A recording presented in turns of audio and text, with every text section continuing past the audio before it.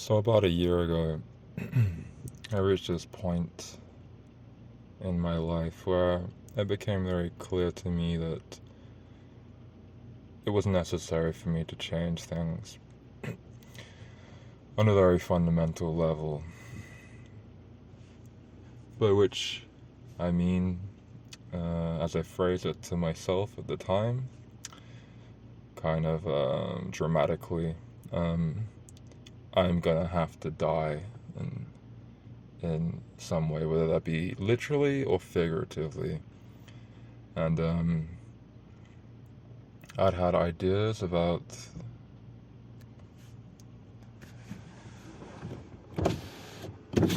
If you need drive, we can. It's no problem. I'm just running the engine. Oh, okay. Thank you.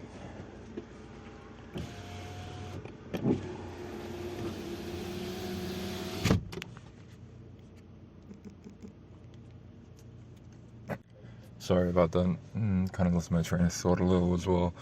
As I was saying, I needed to change things very fundamentally, and I had to die figuratively or literally. And I had ideas about becoming a monk or something. How realistic that was, I don't know. Whether I would have actually done it, whether push came to shove, I don't know. But so as it actually happened, how things actually changed was that I embarked upon a walk across Europe from my house I was living in at the time in the south of England, and I struck out east. And where I was thinking of going, I had some ideas at first, and it kind of evolved along the way to a definite destination, which I'm still in now. We'll get to that in a little bit. And, well, the walk, which I talked about somewhat already on this channel, was long, kind of boring, uneventful, hard, and, yeah, mostly just me working out a lot of things in my head, kind of being stuck into my head, kind of blind to wherever I was, whatever country I was in at the time. And whether or not, had I just ended that walk in some other way than I did, I would have actually resolved anything. I'm not entirely sure. Perhaps I would have just continued to walk. Perhaps I would still continuing to be walking now, as I had sort of flirted with at the time, talking about walking to Japan maybe. Well, of course I would have to take a ferry from China or something, but you get what I mean. And so ultimately I arrived in Ukraine, of all places, and I'm not going to go into too many details describing my current situation. It's not really my business to do so, I don't think. But essentially I've been living here for the past more than a year now. And as you might imagine, have been in one or two hairy situations, if you will. And I came recently, after the last sort of big incident of something so-called hairy situation occurring, I came to this realization in my head, as the situation was unfolding. I kind of had this mantra in my head where I was just thinking to myself, like, I want to live, I want to live, I want to live. And after the fact, I remembered how when I would used to be in difficult, uncomfortable situations, some of which I even spoke about in videos when I was on the walk, I would get kind of a similar mantra in my head, but the entire opposite, expressing the entire opposite desire, which was, I want to die, I want to die, I want to die, I can't do this, I want to die. And that was kind of somewhat of a revelation to me. And ultimately drawing to my attention the fact that now my life I experience as something desirable, something that I value, and I really didn't before. Just over a year ago, I really didn't. And you can see the evidence is all here in the videos I post, the stuff I talked about. The world is complete shit. No one should have children, blah blah blah. I was an antinatalist. I don't consider myself to be so anymore. But interestingly, nothing's really changed in any of those views. I still think by and large, my argumentation is wholly sound.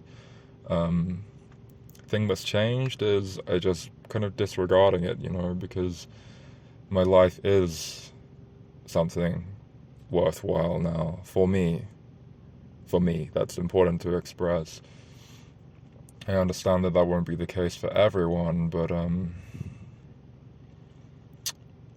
I guess I'm stand as something of proof that it's possible to change one's perspective on that, no matter how deep down the rabbit hole into pessimism and nihilism one might happen to go, of which I consider myself to be someone that went very far down that rabbit hole.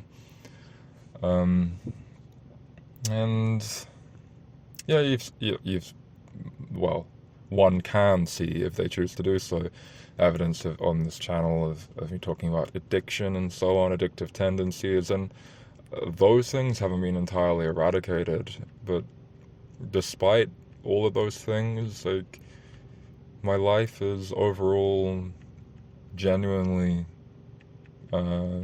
enjoyable to me now on a daily basis. There's many moments of where I sort of can stop and reflect upon and be like, oh, this is a really nice experience right now. I'm enjoying this. I'm enjoying the feeling of just being here, for instance, out in the sun, breathing, feeling the sun on my face and just breathing, walking around, really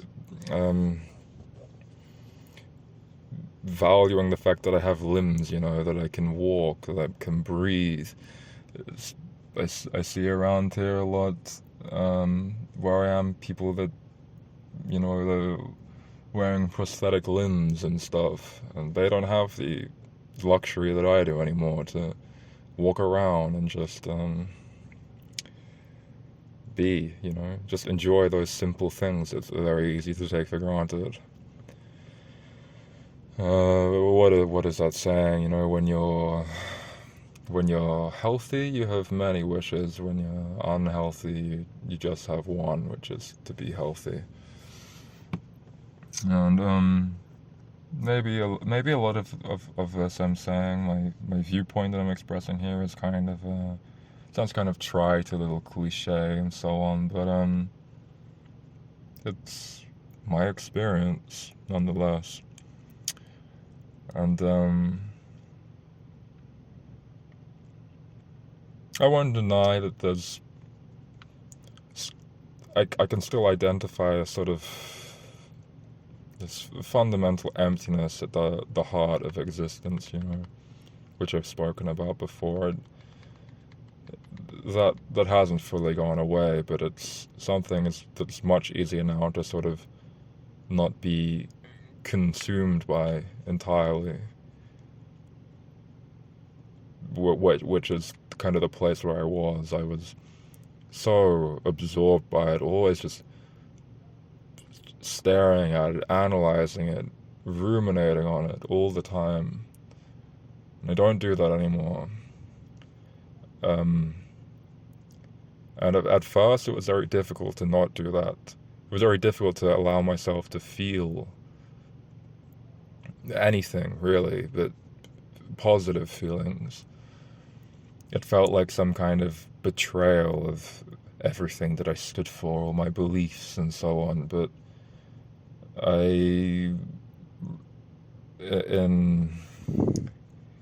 in accordance with my desire that I had upon beginning that walk, which was to kill myself, I had to go against those things, because those were the things that were bringing me down. Those were the things that had to die. Ultimately, had to let go of that. And it felt a little bit like at first this fake it till you make it thing, It was very much like that. I had to consciously sort of prohibit myself from engaging with life the way that I had done before, because those habits and patterns weren't working. Had to forge some new kind of path. And it felt very bizarre and fragile at first, It felt like there was no one there, because I was taking away the old identity and trying to build a new one. And it would have been so easy at that point in time to just abandon it and, I don't know, watch some anti-natalist content and feel this weird, sick dopamine hit or something. Would feel like some sort of safety blanket, which kind of drew to my attention that, anti-natalism and all of this pessimistic philosophy for me was fulfilling something that I myself spoke about numerous times, which is this Zapfian stuff about anchoring and so on. Antinatalism for me was, I guess, a form of sublimation, right? I couldn't directly inhabit the question mark that is existence. I couldn't stare it in the face without telling myself some kind of story about it.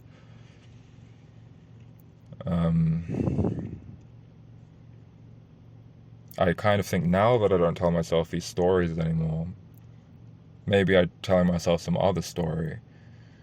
Maybe it's not possible to tell ourselves stories about our existence, We have to feel that kind of security and certainty.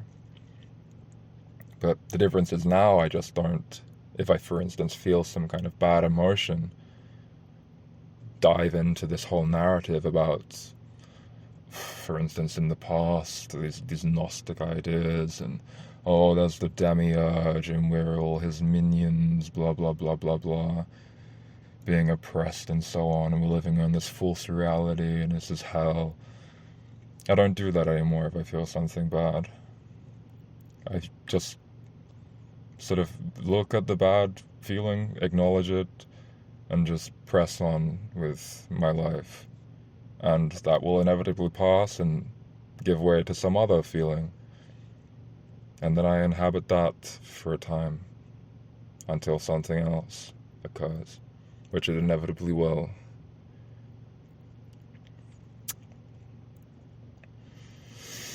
So I'm straining towards the light a little, stumbling forwards. But life is much better now, for sure. A whole lot better. Quite good, in fact, much of the time. And